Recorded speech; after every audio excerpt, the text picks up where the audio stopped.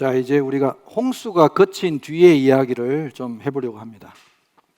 홍수가 그친 뒤에 이제 물은 계속 줄어들고 있었고, 노아는 이 높이가 거의 그 방주의 높이가 거의 4층 빌딩 정도에 해당하는 높이이기 때문에 그렇게 이렇게 밑을 내다보기가 쉽지 않았고, 창은 하늘 쪽으로만 향해서 이렇게 열려 있었기 때문에 옆으로 방주를 혼자 문을 열 수도 없는 구조예요.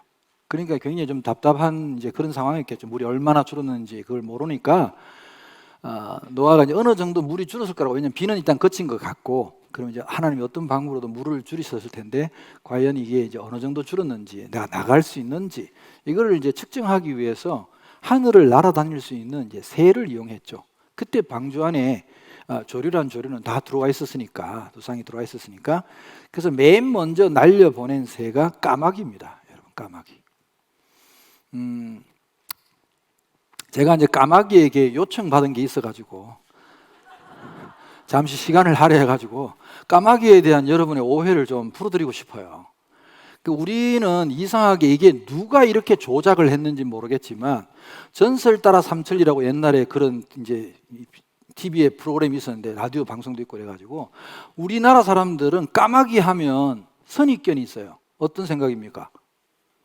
까마귀가 울면 뭔가 뭐 재수가 없다, 까마귀를 왠지 좀 이렇게 좀 싫어하는 그런 경향이 있어요. 까치가 울면 손님이 온다 막 이래가지고, 사실 까치도 엄연히 말하면 까마귀과입니다.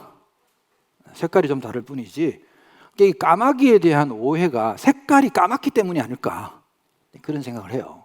기분 나쁘다고 그러고 공연히 까마귀를 미워하는데, 여러분 그러시면 안 됩니다. 이런 생각을 해보십시오. 그 하고 많은 새들 중에서 노아가 왜 하필이면 맨 먼저 까마귀를 내보냈을까, 이런 생각 한번 해보십시오, 여러분. 그러면 사람이 추론을 할 수 있지 않습니까? 그러면 그 많은 새들 중에서 까마귀를 내보냈다는 것은, 첫째, 까마귀가 머리가 제일 똑똑하다는 증거입니다. 그리고 까마귀가 머리만 똑똑한 게 아니라 머리가 똑똑하기 때문에 생존 능력이 뛰어나다는 걸 알 수 있습니다. 왜냐하면 까마귀는 시체를 먹어도 되고 아무거나 먹거든요. 진짜 썩은 고기도 먹고 하니까. 까마귀를 내보내는데 돌아왔습니까? 안 돌아왔습니까? 안 돌아왔어요. 안 돌아왔다는 것은 죽었거나 살만하거나 둘 중에 하나 아닙니까? 까마귀가 안 돌아온 것은 그 당시에 먹을 게 천지에 널려 있었거든요. 동물들의 사체와 이런 것들이 많이 있었지 않겠습니까? 까마귀는 돌아올 필요가 없었던 거죠. 하도 까마귀가 안 돌아오니까 노아가 두 번째 뭘 내보냈습니까? 비둘기를 내보냈습니다. 두 번째 비둘기를 내보낸 이유도 분명히 있다고 생각합니다, 저는. 까마귀에 대한 오해를 좀 풀어드리고 싶은데, 실제로 까마귀는 조류 중에서 이 지능이 가장 뛰어난 새입니다. 도구를 사용할 줄 아는 새고, 이 까마귀는 이제 역사적으로 우리가 말씀드려도 이게 뭐 어떤 분들은 아니라고 말씀하시는 분도 있지만, 이게 고구려의 깃발에 우리 국조로 까마귀가 섬김을 받았다는 게, 삼조고라는 게 뭐 어떤 분은 아니라고 그러시는 분도 계신데, 저는 까마귀라고 생각해요. 그림 자체가 순전히 까마귀 모양으로 생겼으니까. 발이 3개 달린 삼조고를 고구려에서 이 새를 국조로 여겼다는 것은 뭔가 신성함이 있지 않았을까. 실제로 여러분 인도에 가면 신성시하는 동물이 뭡니까? 소입니다. 소. 카우. 소를 신성시해요. 제가 인도에 다녀왔는데 진짜 소가 못 가는 곳이 없어요. 기차 플랫폼 위에도 올라가서 똥 쌉니다. 그래도 아무도 못 건드려요. 소를 신성시하는 이유는 단지 시바라는 그 인도 사람들이 힌두교가 섬기는 여신이 그 소를 탔다는 이유만으로 소를 그렇게 신성시 여기는데, 그러니까 까마귀는 우리 민족이 예전에 신성시 여겼던 그런 새라고 합니다, 역사적으로. 또 우리가 그래 뭐 역사는 간두고, 그건 뭐 이런저런 말도 있으니까 간두고, 이 동물학적으로 보면 까마귀가 희한한 새입니다, 여러분. 새들 중에서 유일합니다. 이거는 새들 중에서 여러분 그 인터넷에 반효지교라고 쳐보시면 까마귀에 대한 이야기가 나오는데, 반효지교, 이게 뭔 얘기냐 하면, 여러분 동물의 왕국 같은 데 보면 다른 새들은 다 그냥 어미새가 막 먹이 막 물어다 주면 막 이거 받아 먹고, 좀 크고 나면 다 그냥 날아가서 나 몰라라고 그냥 혼자 살잖아요. 근데 까마귀는 6개월 이상 어미가 이렇게 먹이를 물어다가 키워놓으면 나중에 어미가 병이 들어가지고 어미가 먹이 사냥을 못하면 놀랍게도 독립해서 나갔던 새끼가 먹이를 가져다가 어미를 갖다 주는, 놀랄 일 아닙니까? 사람보다 어떻게 보면 낫지 않습니까? 그런 반효지교의 이야기가 있을 정도로 까마귀가 대단한 새입니다. 자, 이것도 다 그만두고 우리는 역시 성경을 믿는 사람이니까 그럼 성경에 있는 이야기를 해봅시다. 여러분, 하나님이 쓰신 새 아닙니까? 아니, 왜 표정들이 왜 그러세요? 그럼 하나님이 안 쓰셨습니까? 쓰셨잖아요. 하나님이 쓰신 새 맞아요? 이거 하나만으로 우리가 까마귀를 사랑해야 되는 거 아닙니까? 한두 번 쓰신 게 아니잖아요. 자, 요때도 쓰셨고 또 언제 나옵니까 까마귀가? 그렇죠, 엘리야 때 나오잖아요. 엘리야가 딱 하나님의 말씀이 없으면 앞으로 수년 동안 비도 있을 수도 없을 것이라고 탁 튀었잖아요. 어디로? 그리 시냇가로. 물은 그래서 시냇물을 마셨는데 먹을 게 없으니까 하나님이 또 누구를 날렸어요? 까마귀를 날렸잖아요. 그래서 떡과 고기를 막 나누면서 먹어라, 마셔라, 쉬어라 그래서 엘리야를 위로하시잖아요. 여러분, 이게 놀라운 게 까마귀의 특성상 까마귀는 이 조류 중에서 제일 개걸스러운 새입니다. 개걸스럽다는 건 어떤 의미냐 하면 먹을 것을 앞에 두고 참지를 못합니다. 기다려, 이게 안 됩니다. 까마귀 앞에서 먹으려도 기다려, 이거 절대 훈련이 안 되는 새입니다. 근데 하나님이 너 중간에 먹지 말고 그대로 갖다 줘? 그랬더니 까마귀가 먹을 걸 물고 하나도 안 먹고 삥땅 안 치고 엘리야에게 그대로 갖다 줬지 않습니까? 얼마나 대단합니까? 자기의 기본적인 그걸 다 극복하고 하나님께 순종했던 새입니다. 대단하지 않습니까? 앞으로 뭐 까마귀가 재수없다는 등 뭐 이런 이야기는 오해는 푸시기 바랍니다.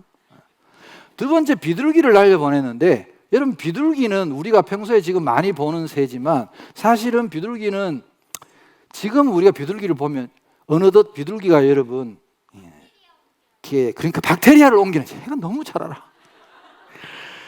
지금은 유해조가 되었어요. 옛날에는 뭐 평화의 상징해가지고 올림픽 때 막 날려보내고 막 이랬는데, 제가 원래 서울역 광장, 옛날, 지금은 이제 많이 변했습니다만은 서울역 광장에서 한 3년, 만 3년 동안 제가 노숙자들하고 같이 이제 노숙자 사역을, 밥 먹이는 사역을 했었는데 그때 서울역에 비둘기가 정말 많았습니다. 저희는 비둘기를 비둘기라 부르지 못했습니다. 닭둘기라고 불렀습니다. 닭둘기. 너무 많이 먹어가지고 살이 쪄가지고 피둥피둥해가지고 얘들은 사람 봐도 겁도 안 내고 도망도 안 갑니다. 그냥 이러고 날아가지도 않아요, 이것들은. 근데 이제 비둘기는 우리나라에서는 그렇지만 실제로 여러분 중국 영화 같은 옛날의 영화를 많이 보시면, 무협 영화, 특히 우리 남자분들 좋아하시는 무협 영화 이런 걸 보면 걸핏하면 뭐 비둘기의 발목에다가 뭐 엿다시만한 걸 묶어가지고 팍 날려보내죠. 맞잖아요. 그걸 이제 우리가 한문으로 전서구라고 합니다. 전서구라는 건 이 편지를 전하는 비둘기라는 뜻입니다. 전서구, 편지를 전하는 비둘기인데 실제로 이걸 어떻게 전하느냐 하면, 영화는 그런 걸 생략하고 그냥 막 날리면 막 가라는 곳에 가는 줄 똑똑한 새인 줄 알지만 그건 아닙니다. 아니고 그 당시에 휴대폰도 없고 뭐 이 전신도 없기 때문에 부잣집에, 특히 상인들이나 이런 사람들은 자기 집에다가 이런 특별한 비둘기들을 수백 쌍씩 키웠습니다. 그러면 이제 어디 멀리 자기가 출장을 가거나 볼일을 보러 가면 본가에 소식을 전해드릴 일이 많기 때문에 항상 이런 비둘기를 한 5쌍에서 10쌍 정도 가지고 갑니다. 가지고 출장을 가요. 그래서 거기서 어느 곳에 있든지 간에 어느 곳에 가든지 이 비둘기를 발목을 묶어서 날리면 이 비둘기는 귀소 본능이 가장 강한 새입니다. 자기가 원래 태어나고 자랐던 곳, 자기가 살고 있던 곳으로 무조건 날아갑니다. 그러니까 편지는 무조건 어디로 전달됩니까? 집으로 전달이 되는 그런 효과가 있죠. 그래서 비둘기는 돌아왔나요? 안 돌아왔나요? 돌아왔잖아요, 처음에. 왜? 먹을 게 없고 이러니까 주인한테로 돌아온 거죠. 방주로 다시 돌아왔죠. 그래서 두 번째 날 보냈나? 뭐 그러니까 또 뭐 하나 물고 돌아왔죠, 이파리를. 그래서 이제는 정말 이제 뭐가 좀 이제 땅에 뭔가 식물도 생겼구나. 그리고 날려보냈더니 안 돌아왔죠. 먹을 게 많아져가지고 안 돌아온 겁니다. 비둘기가 살만하니까. 그래서 이제 노아가 이제 물이 완전히 줄어들었구나 생각하고 있는데 하나님이 방주를 땅에 닿게 하시고 방주를 열고 노아의 가족들이 나옴으로써 이제 홍수에 대한 이야기를 일단 지어지는 거죠. 이게 8장까지 이야기입니다, 여러분. 자, 15절을 보겠습니다.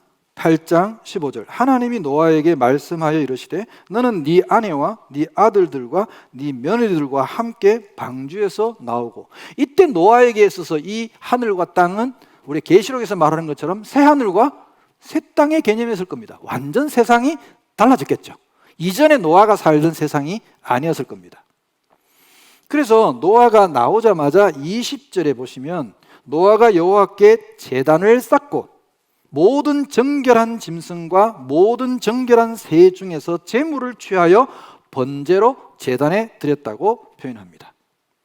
그래서 7쌍씩 하나님께 제물로 드릴 수 있는 것들은 7쌍씩 넣었던 이유가 여기에 있었다고 봅니다. 하나님께 이제 제물로 드리고, 그리고 이제 이때부터 22절에 보면 땅이 있을 동안에는 심음과 거둠과 추위와 더위와 여름과 겨울과 낮과 밤이 쉬지 아니하리라. 이때부터 이제 어떤 과학자들은 원래 지구가 똑바로 있었는데 이 전체적인 화산 폭발과 노아 홍수의 영향으로 지구의 축이 살짝 기울어졌다고 주장하는 학자들도 있습니다. 그래서 이때부터 지구가 기울어지니까 이게 사계절이 생겨나고 위도에 따라서 북극, 남극에 또 추위가 있고 이러니까 계절이 생겼다고 이야기하는 사람들도 있습니다. 뭐 정확한 건 알 길이 없습니다. 어쨌든 이제 노아 홍수 이후의 9장을 보시면 창세기 앞부분에 아담과 하와를 지으셨을 때랑 동일한 이야기가 반복되어서 나옵니다. 다 똑같은 이야기입니다. 보시면 9장 1절을 보세요. 하나님이 노아와 그 아들들에게 복을 주시며, 다시 새롭게 복을 주시면서 시작합니다. 그들에게 이르시되 생육하고 번성하여 땅에 충만하라. 이게 아담에게 주시던 말씀과 똑같지 않습니까? 생육하고 번성하여 땅에 충만하라. 땅의 모든 짐승과 공중의 모든 새와 땅에 기는 모든 것과 바다의 모든 물고기가 너희를 두려워하며 너희를 무서워하리니 이것들은 너희의 손에 붙였음이니라. 그런데 한 가지 달라진 점이 있습니다. 아담과 하와 시절, 그러니까 노아 홍수 이전 그리고 이후에 달라진 것이 하나 있는데 인류의 먹거리에 관한 문제입니다. 먹거리. 자, 9장 3절에 보시면 모든 산 동물은 너희의 먹을 것이 될지라 채소같이 내가 이것을 다 너희에게 주노라. 여러분, 이거는 그러면 노아 홍수 이전에는 우리가 고기를 먹지 않았다는 것을 증명합니다. 인간은 원래, 여러분, 그래서 육식을 일평생 동안 하지 않아도 살 수 있는 구조로 만들어졌다고 합니다. 실제로 지금도 일평생 동안 고기를 단 한 점도 먹지 않아도 살 수 있습니다, 인간은. 근데 이때는 왜 육식을 허용하셨느냐? 아직 식물들이 자라기에 시간이 꽤 많이 필요했던 거죠. 다양한 식물들 속에서 우리가 뭐 단백질, 미네랄 해가지고 온갖 우리 인간에게 필요한 영양소들이 골고루 자라기에는 시간이 부족했기 때문에 이 육식은 하나님께서 어쩔 수 없이 임시로 허용하신 것이라고 저는 봅니다.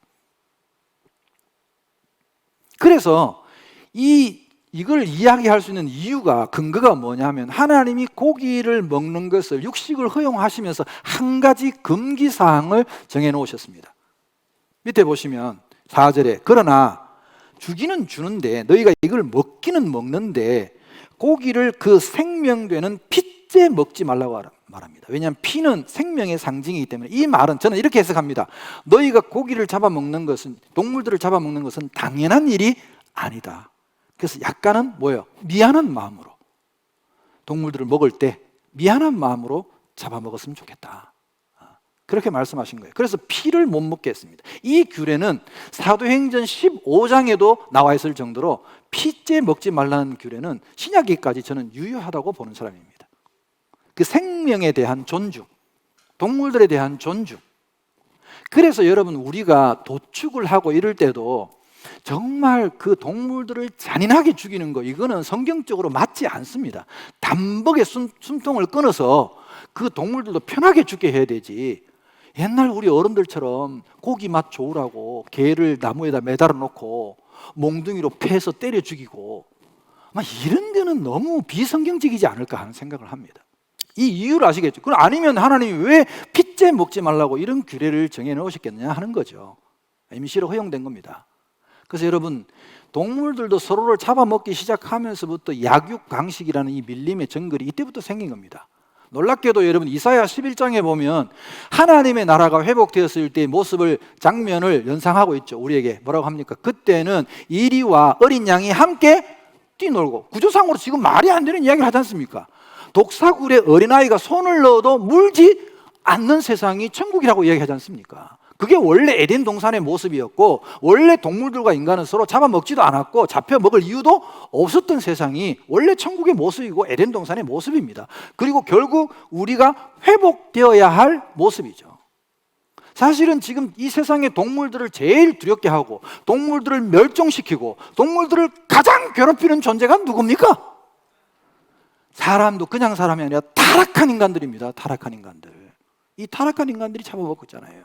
그러니까 지금 동물들도 그 지금 창세기에 말했던 그 하나님의 사람들이, 하나님의 아들들이 나타나기를, 다시 에덴 동산으로 돌아가기를 누구보다도 간절히 원하는 것이 동물들입니다. 여러분, 미안하지만 표정들을 보면 꼭 내가 뭔가를 보여줘야 될 것만 같은 그런 표정들. 왜냐하면 저 목사님이 마음대로 떠드는 거 아닙니까? 이런 눈빛으로 자꾸 저를 보시는데. 자, 로마서 8장을 펴보겠습니다. 로마서 8장. 저는 근거 없는 이야기는 잘 안 합니다, 여러분. 자, 로마서 8장 18절부터 보겠습니다. 우리만 구원을 고대하고 있는 게 아닙니다, 여러분. 동물들도, 피조물들도 구원을 고대하고 있어요, 여러분. 자, 18절부터 제가 읽어보겠습니다. 생각하건대 현재의 고난은 장차 우리에게 나타날 영광과 비교할 수 없도다. 피조물이 고대하는 바는 하나님의 아들들이 나타나는 것이니, 응? 피조물이 허무한데 굴복하는 것은 자기 뜻이 아니요 오직 굴복하게 하시는 이로, 이게 누굽니까? 하나님 아닙니까? 이로 말미암음이라. 그 바라는 것은 피조물도 썩어짐의 종로로 한 데서 해방되어 하나님의 자녀들의 영광의 자유에 이르는 것이니라. 피조물이 다 이제까지 함께 탄식하며 함께 고통을 겪고 있는 것을 우리가 아느니라. 여기 피조물이 누굽니까? 다 동물들이에요. 그 동물들, 인간 때문에 다 개고생하고 있는 거예요. 지금 다 잡아먹히고 있고, 원래 우리랑 사이좋게 막 뛰놀던 존재들 아닙니까? 인간하고 사이가 좋으면 안 잡아먹히고, 인간하고 사이가 나쁜 것들은 다 잡아먹혀. 지금도. 여러분 설마 집에서 기르는 안 잡아먹죠? 그 동물학대도 웃기는 거 아니에요, 사실? 아니, 개하고 고양이만 동물입니까? 왜 다른 동물들은 학대하는데 아무 말도 안 하죠? 미국에서 그 소를, 유구를 키우기 위해 송아지 때부터 그 짜여진 틀 속에 가둬놓고 일평생 동안 죽을 때까지 한 발자국도 못 움직이게 하고 그렇게 키운 고기가 여러분 미국에서 우리한테 수입되는 거예요. 저는 그 사진을 보고 정말 고기 맛이 다 떨어졌어요. 못 먹겠더라고요. 너무너무 힘들어요, 먹기가. 동물들의 그 고통과 뭐 그 이야기 하려고 한 건 아닌데 어쨌든 그렇습니다. 9장의 달라진 모습은 육식을 허용했다는 겁니다, 역사적으로 볼 때. 자, 그리고는 이제 하나님께서 이 노아와 새로운 언약을 맺는데, 그 언약이 바로 홍수 이후에 하나님과 남은 노아의 가족들과 인류가 맺은 두 번째 언약인데, 이걸 무지개 언약이라고 합니다. 무지개 언약. 11절부터 보겠습니다. 내가 너희와 언약을 세우리니 다시는 모든 생물을 홍수로 멸하지 아니할 것이라. 땅을 멸할 홍수가 다시 있지 아니하리라. 여러분, 이 말씀 이후로 지금까지 땅을 전부 다 덮을 만한 홍수는 있었습니까? 없었습니까? 현재까지 없습니다. 그러면 이 약속은 지금까지 하나님이 지키신 거네요. 아멘. 그러면서 하나님이 이르시되 내가 나와 너희와 및 너희와 함께하는 모든 생물 사이에 대대로 영원히 세우는 언약의 증거가 있대. 증거는 이것이니라. 이게 뭐냐? 내가 내 무지개를, 여러분 하나님이 누구 거라 그래요? 내 무지개입니다. 그래서 무지개는 하나님 겁니다. 내 무지개를 구름 속에 두었나니 이것이 나와 세상 사이의 언약의 증거니라. 그래서 비가 아무리 쏟아져도 비가 그친 뒤에 무지개가 딱 뜨면 이 약속을 기억하라고 지금까지 무지개를 띄워주시는 겁니다. 자, 지금도 마음속에 설마 그럴까? 의심이 드시는 분들을 위해서 제가, 혹시 여러분들 중에 오늘 무지개를 봤다. 아, 재수 없어. 나 오늘 무지개 봤다. 기분이 너무 더러워. 혹시 이런 분 계십니까? 주위에 여러분 그런 분이 계시면 도와드려야 됩니다. 문제가 있는 분입니다. 무지개를 봤는데 기분이 나쁘다. 이상한 분입니다. 여러분, 이 기분이 나쁘다가도 그 선명한 무지개를 딱 보고 나면 이상한 마음의 평화가 확 다가오지 않습니까? 그래, 안 그래요? 이게 이상하지 않습니까? 그래요. 성경에 하나님이 우리에게 평화를 약속하신 증표이기 때문입니다. 이 좋은 무지개를 이상한 것들이 같이 가다가 지들 심볼로 삼고, 참, 그 이단들 뭐 이상한 것들은 하여튼 성경에 있는 좋은 것들은 어찌 그리 잘 알고 그걸 갖다 쓰는지 참 가슴이 아픕니다. 무지개는 여러분 분명히 성경에 나와 있지 않습니까? 하나님께서 우리에게 두려워하지 말아라, 불안해하지 말라고 우리에게 보여주시는 평화의 상징물입니다. 그래서 무지개만 보면 기분이 좋은 겁니다, 여러분. 무지개 좀 보여드릴까요? 무지개 이쁘죠? 이건 어때요? 이건 어때요? 그래, 이게 진심이야. 이전 거는 별로인 거야. 원래 처음에는 다 별로게 시작해요. 여러분, 저랑 지금 2주째죠? 아직도 여러분 표정이 별로야. 괜찮아요. 이제 한 몇 달 지나고 나면 이런 반응이 나올 거예요. 이제 시작에 불과해요, 여러분. 이건 어때요? 쌍무지개죠, 쌍무지개. 이게 잘 아시는 대로 나이아가라 폭포의 모습입니다. 나이아가라 폭포. 제가 무지개 이야기를 잠깐 하자면, 평생에 아주 특별한 무지개를 제가 3번 겪었는데, 그 중에 하나는 제가 96년도인가 97년도에 그때 이제 캄보디아로 단기 선교를 갔다가 이제 돌아오는 길이었어요. 단기 선교를, 보름에 단기 선교를 마치고 돌아오는 길인데, 신학생 때예요. 돌아오는데, 그때는 이제 인천공항은 없었고 김포공항만 있을 때예요. 김포공항으로 이제 돌아오는데, 해가 좀 질 무렵 비슷한 그런 시간이었는데, 갑자기 비행기 창밖을 보는데, 공중에, 하늘에 무지개가 정말 이 교회보다 몇 배나 더 큰 무지개가, 동그란 무지개가 하늘에 딱 떠 있는 거예요. 원반처럼. 그런데 내가 알던 빨주노초 파남보가 아니야.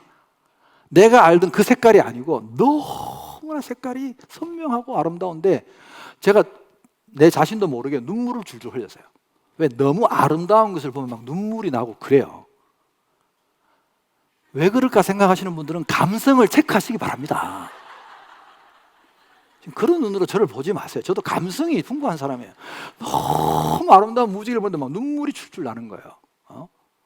두 번째 무지개는 바로 여기서 봤습니다. 요 무지개를 제가 이제 미국에 누님이 살고 계셔가지고 그 이제 나이아가라 폭포에 이제 누님이 여행을 시켜주셨는데, 이제 배를 타고, 캐나다 쪽에서 배를 타고 이제 폭포 가까이 갑니다. 그러니까 폭포 물이 막 튀기 때문에 막 비옷 입고 막 배를 타고 가는데, 그때 우리 배가 딱 요 무지개 가운데 들어갔다고 보시면 됩니다. 그래가지고 무지개가 확 쌍무지개가 떴는데, 무지개가 여기 막 비치는 거야.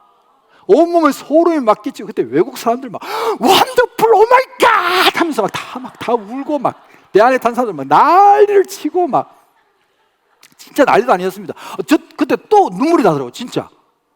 와, 무지개를 만져봤지. 무지개를 이렇게 비춰보시니까 무지개를 만져봤죠. 3번째 제가 참 신기하게 느꼈던 무지개는, 제가 인도에 이제 선교 여행을 갔을 때인데, 그 인도에 이제 제가 가고 싶었던 곳 중에 하나가, 예수님의 12 제자 중에 그 의심했던 그 도마라는 분이 인도에서 순교하셨어요. 그래서 인도에서 도마 순교지가 있습니다. 인도에 가면 남쪽에 첸나이라는 도시가 있는데, 그곳에 이제 도마의 순교지가 있고, 그 순교지 이제 그 시신도 지금 거기에 보관되어 있습니다. 그 교회 굉장히 크게 지어가지고 도마의 시신이 지하에 보관되어 있는 그 교회를 갔다가 너무 막 감동을 하고, 그 이제 제가 같이 갔던 이제 우리 선교사가, 우리 교회에서 그때 파송했던 제 제자인데, 서선교사라고 그래요. 이거 서민주 선교사랑 같이 딱 나왔는데, 그 인도의 날씨가 뭐 일주일 내내 그 교회 갈 때까지 비가 한 방울도 안 왔던 날씨입니다. 맑은 날씨입니다. 무지개가 뜰 수 있는 날이 아니에요, 여러분. 도저히. 그런데 딱 나오는데 이게 고딕식으로 피레침이 이렇게 딱 엮여 있는 그런 큰 교회였는데 그 십자가 딱 위에 하늘의 공중에 또 동그란 무지개가 십자가를 감싸고 선명하게 무지개가 떠 있는 거예요. 너무 막 놀랐어요. 정말 비도 안 왔는데 어떻게 무지개가 뜨지? 너무 감동을 해가지고 제가 옆에 있는 우리 선교사님에게 그렇게 말했어요. 스선교사, 하나님께서 어떻게 저렇게 아름다운 무지개를 여기서 보여주시지? 내가 그랬더니 우리 선교사님 옆에 있다가 목사님, 인도에서 순교하라는 뜻이 아닐까요? 감동 파괴자! 한 15분에서 20분 가량 정말 그 무지개가 보였어요. 정말 신비한 체험을 무지개를 통해서도 제가 했던 기억이 납니다. 여러분도 앞으로 무지개를 보실 때마다 저 무지개가 그냥 무지개가 아니라 하나님의 언약이구나, 하나님의 약속이구나. 아멘. 저는 어릴 때 막 무지개를 잡으러 쫓아다녔던 기억이 있어요. 제가 자랐던 학교가 예전에 여러분 젊은 분들은 잘 기억 못 하시겠지만 어른들은 아마 기억이 나실 거예요. 개구리 소년 사건이 있었죠. 그 개구리 소년들이 이제 시체가 발견된 곳이 대구 와룡산이라는 곳입니다. 와룡산. 용이 누워 있는 산이라는 뜻인데 그 학교 바로 앞에 제가 초등학교 거기를 나왔어요. 그러니까 죽은 아이들 중에 제 후배도 4명인가 5명인가 있더라고요. 학교 후배 애들도 있더라고요. 그 와룡산에 진짜 비가 그치고 나면 큰 무지개가 산 이쪽 끝에 저쪽까지 이렇게 막 걸쳐져요. 그러면 막 애들하고 무지개 잡으러 가자 하고 막 달려갔던 기억이 나는데 한 번도 잡은 적이 없어요. 왜 무지개는 안 잡히나 하고 진짜 그런 의문을 가졌거든요. 근데 성경을 보니까 놀랍게도 요한계시록을 보니까 무지개가 어디 있느냐? 하나님 보좌 위에 딱 있더라고요. 여러분 요한계시록 보면 나옵니다. 무지개가 하나님의 보좌를 둘렀고. 그래서 하나님이 내 무지개라고 하는구나. 그럼 무지개는 어디서부터 나오는 거야? 하나님 보좌로부터 나오는 거야. 아멘. 와, 그 광경을 생각하니까 무지개가 달리 보이더라고요. 앞으로 여러분 무지개를 볼 때마다 하나님의 약속이 저와 여러분에게 지금까지 유효한 줄 믿으시고 감사하며 기쁨을 느끼시기를 축복합니다. 자, 이제 19장의 그 뒤에 이제 하나 더 나오는 이야기를 마저 하겠습니다. 그 방주에서 나온 노아와 그의 아들들의 이야기가 나오죠. 그래서 세 아들이 나왔는데 노아가 이때부터 농사를 지으면서 농사를 짓다가 포도나무를 심었는데 포도 열매를 따다가 포도주를 만들었다고 그래요. 포도주를. 그래서 인류 최초의 술은 와인입니다. 보드카 이런 거 아닙니다. 인류 최초의 술은 와인이죠. 이게 술을 만들어가지고 노아가 그 술을 포도주를 마시고 완전히 필름이 끊겼답니다. 대판 취해가지고 그 당시 이제 굴 같은 데 이런 데서 살고 있었을 텐데 그 굴 속에서 노아가 추태를 부렸는데 지금은 말하면 술 주정을 한 거죠. 여러분 쉽게 말하자면 술 주정. 성경의 묘사를 원어로 살피면 이 하체가 그러니까 바지를 다 벗었다는 뜻입니다. 완전히 다 벗었다는 뜻이에요. 바지를 다 벗고 막 술 취해서 하는 그런 막 이상한 행동을 상상하시면 됩니다. 물론 상상이 안 되시는 분도 계시겠지만 아무튼 막 거기서 막 소리를 지르고 난장판을 지니까 그때 둘째 아들, 자 노아의 아들이 3명이 있는데 큰 아들이 셈, 둘째가 함, 셋째가 야벳입니다. 그래서 둘째 함이 아버지가 동굴 속에서 막 소리를 지르니까 갔단 말이에요. 갔더니 아버지가 막 바지를 다 벗고 생 난리를 치고 있으니까 이 둘째 함이 나와서 그 광경을 보고 아버지의 추태를 보고 나와서 그게 지금 며느리들도 있지 않습니까? 며느리들도 다른 며느리들과 가족들에게 요즘 우리말로 표현하자면 얼레리 꼴레리를 한 거예요. 무슨 말인지 아시겠죠? 니들은 알겠어? 얼레리 꼴레리가 뭔지? 천재야 얘들은. 그렇지, 흉을 본 거지. 아버지의 막 흠을 막 이야기하고 그랬다는 거야. 우리 아버지. 그러면서 하는 말이 뭐야? 우리 아버지는 당대의 의인이요, 완전한 자라고 불리던 사람이 어떻게 그렇게 술에 취해가지고 추태를 부릴 수가 있냐는 거죠. 그런데 여러분 그 이야기를 듣고 다른 두 아들 셈과 야벳은 들어가는 자세부터가 달라. 어떻게 들어갑니까? 뒷걸음질 쳐서 들어갑니다. 여러분 그 사극 같은 데 보면 왕 앞에서 나올 때도 다 뒷걸음쳐서 나오죠. 뒷걸음쳐서 들어가가지고 아예 아버지의 추태를 보지 않습니다. 이 두 아들은 보지 않고 아버지가 벗어놓았던 그 옷을 가지고 그냥 아버지를 덮어드리고 그리고 나오죠. 나중에 이제 노아가 술이 깬 뒤에 이 사실을 들었죠. 아들이 셋이지만 셈과 야벳은 통일된 행동, 함, 두 아들로 갈라졌다고 보시면 되겠죠. 두 아들로 갈라져서 지금 우리로 적용하자면 아비의 허물을 덜 추어낸 자, 아비의 허물을 감춰준 자, 덮어준 자, 이렇게 아들이 이제 갈리기 시작하죠. 그래서 우리가 아는 대로 함의 아들 가나안에 대한 이 노아의 예언이 이루어지고, 그래서 우리가 아는 대로 함의 이 아들들은 하나님께 좀 징벌을 받았다고 느끼죠, 사실은. 그러니까 여기에서 나오는 원리를 보면 하나님이 이 사실은 우리가 생각하면 아니 노아가 잘못한 거 아니에요?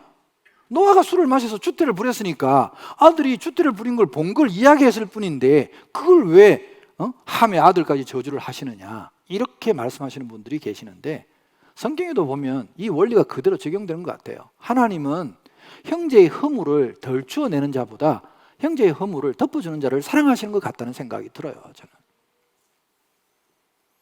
저는 이 장면을 보면서 참 노아에 대한 생각을 많이 하게 되었습니다.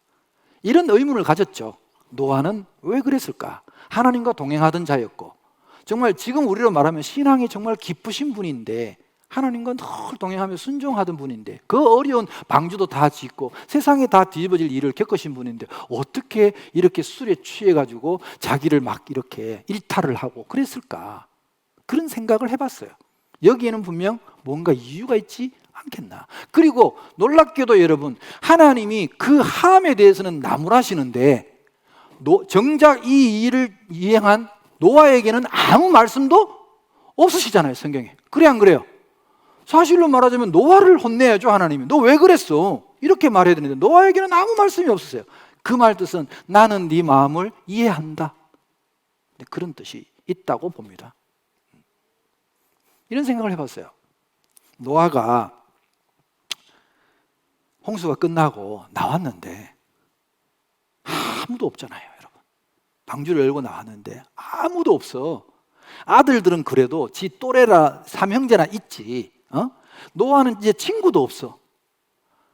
그런 노아가 홍수가 끝나고 난 뒤에 잠을 자는데 자꾸 잠이 힘든 거야. 꿈을 막 꿔. 꿈에서 막 이상한 현상이 보이기도 하고, 막 친구들이 나타나고 친척들이 나타나. 여러분 상상을 해보세요. 자, 방주의 문이 닫히고 물이 막 쏟아지기 시작해. 막 쏟아지는데 사람들이 처음에는 이거 뭐야? 이러다가 나중에 막 물이 막 급격하게 불어나니까 사람들이 마지막엔 다 어디로 뛰어 올라왔을까요? 그렇죠. 여러분도 상상이 가능하잖아요. 방주로 막 사람들이 막 뛰어 올라오는 거야. 그리고 방주 문을 막 두드렸겠죠. 소리를 질렀겠죠. 노아! 문 좀 열어줘! 나야, 나! 600년 불알 친구, 나! 여러분, 노아가 그때 몇 살입니까? 600살이었어요. 600년 동안 함께 놀던 동네 친구가 노아 이름을 불러요. 옆에서 또 불러. 노아! 나야, 나! 사촌 형, 노아! 사촌 형이 불러. 사촌 형이 600년 동안 같이 살았던 내 친척, 내 형이 불러. 근데 노아는 문을 열어줄 수가 없는 거죠. 나중에 사람들이 막 저주를 퍼붓고 막 욕을 하고 쌩 난리를 치는 그 광경이 고스란히 기억 속에 남아있지 않겠어요? 그러니까 나온 뒤에 얼마나 그 마음이 힘들었을까. 노아도 사람이니까 나는 힘들었을 거라고 봅니다. 그러니까 너무 힘든 가운데 이상하게 포도가 오래 놔뒀더니 그게 저절로 또 어떻게 발효가 돼가지고 마시니까 괴로움이 잊어지네. 순간적으로 기억이 없어지고, 그래서 마시고 또 마시다 보니까 취한 거죠. 원래 여러분, 사람은 기분 좋아서 마시는 것보다 기분이 안 좋아서 마시는 술이 일찍 취한다고 합니다. 다들 표정들이 마셔본 적이 없어요, 이런 표정이에요. 아무튼 이런 마음을 하나님은 이해하신 거죠. 너의 괴로움, 네가 얼마나 외롭고 힘들었을까, 그 마음을 이해하시는데 이 아들이란 녀석이, 아들이란 사람이 아버지의 마음을 이해 못하는, 그걸 하나님이 꾸짖으시는 모습이 아닐까 하는 생각을 해봤습니다.